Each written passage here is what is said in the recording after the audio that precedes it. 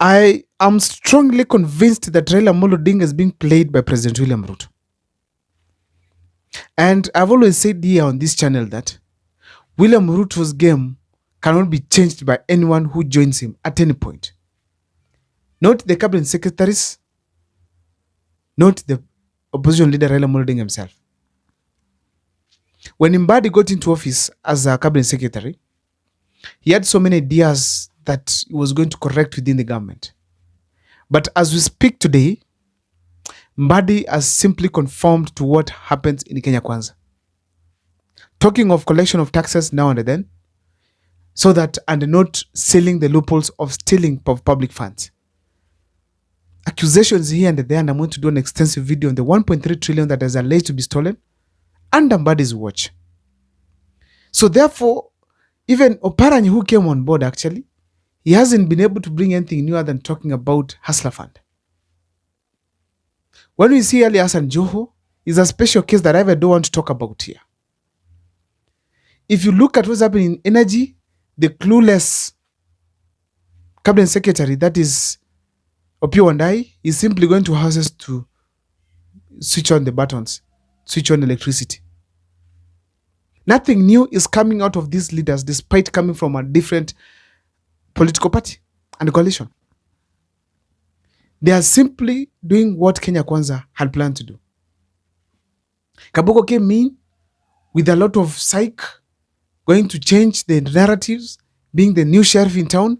Now he has simply conformed to what is happening in government. Kuna kiburi hapo. Therefore, nobody is able to change what William Ruto has been doing. Nobody. He's simply stuck to his plan and how he does things to aim 2027. Now here comes Raila with a handshake with William Ruto with the intention to ensure that they achieve the 10-point agenda that they just read recently. That's going to form the basis of this analysis here today, ladies and gentlemen. But before I take you through, please, if this is the first time you're watching my videos, kindly make sure that you subscribe, like, and comment, because that is the best support you can always give this channel. Now, Raila Amolo Odinga coming in, he first started by moving around the country that is going to collect what you call maoni ya wananchi from his supporters, consultations. And upon consultations, he was given a document to read. I wish he could have written the document himself. And in this document, there were so many issues that William Ruto and Raila Amolo Odinga know very well are very critical to the common man. But everyone knows that they're not going to be solved. Because we had the same agendas that were read during the BBI, where Raila was in charge, and nothing significant happened from there. Therefore, as we speak today, Raila Amolo Odinga cannot influence William Ruto's way of life, his way of politics, his agenda and plan for 2027. He cannot sway him away from that plan completely. Why am I saying so? Number one in my list. One of the things that Kenyans are castigating and are tired of are the early campaigns. William Ruto literally campaigning in the name of launching projects that are not there. And as we speak today, he has gone to almost all parts of this country, campaigning and asking people to simply support his government and broad-based thing. But the fact is, he's looking for popularity that will be able to propel him to 2027's tough competition that he expects. So therefore, William Ruto has not stopped the campaigns because Raila has come in. Despite being a wrong thing, he's still doing them. In fact, now Raila Amolo Odinga's men, I saw TJ Kajwang recently in Nairobi, they have been now assimilated to William Ruto's culture. Now they all conform to early campaigns. Constantly on the road to please Raila Amolo Odinga probably, or maybe to support William Ruto the way they had agreed. So the fact remains that there's nobody that is going to change William Ruto's plan as far as 2027 is concerned.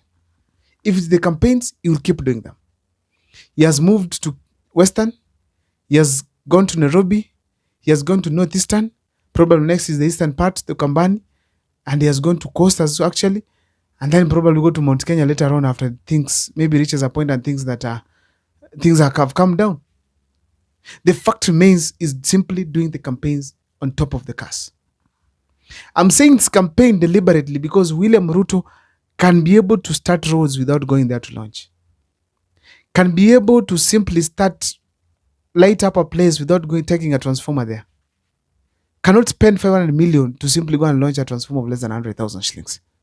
It doesn't make any sense economically, mathematically, or even spiritually. So in a nutshell, as we speak today, William Ruto has stuck to his early campaigns. Number two, unnecessary expenditures. One of the ways that William Ruto has spent more money in his in this government, it is through what you call travels that are necessary.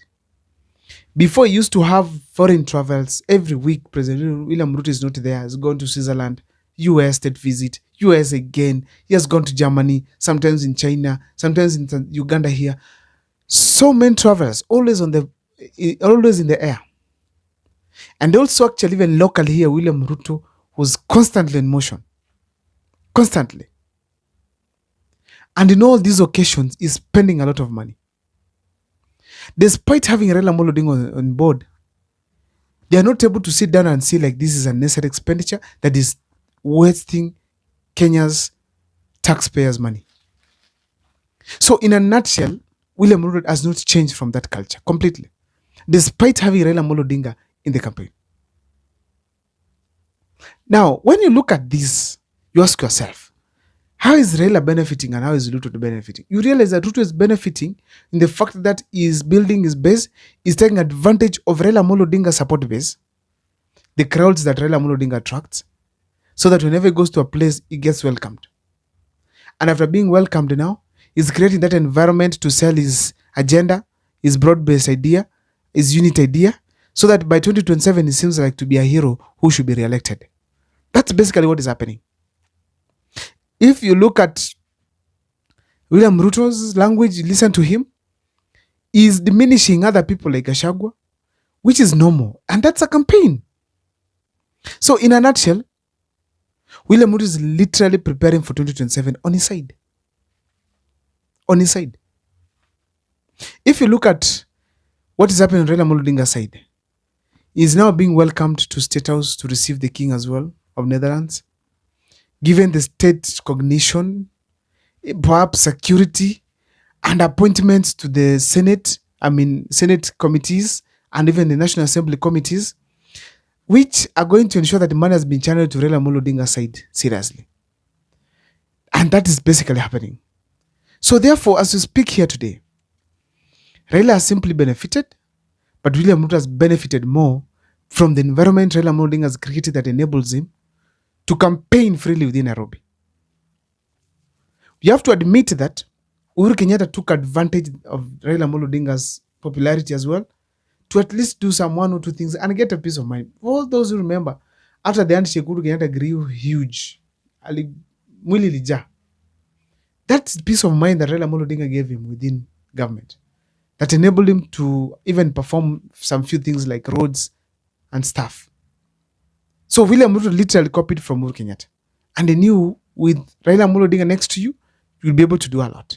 I don't know what's your take on the comment section. Please let me see what you think. My name is Abel Mukua. See you next time for more videos.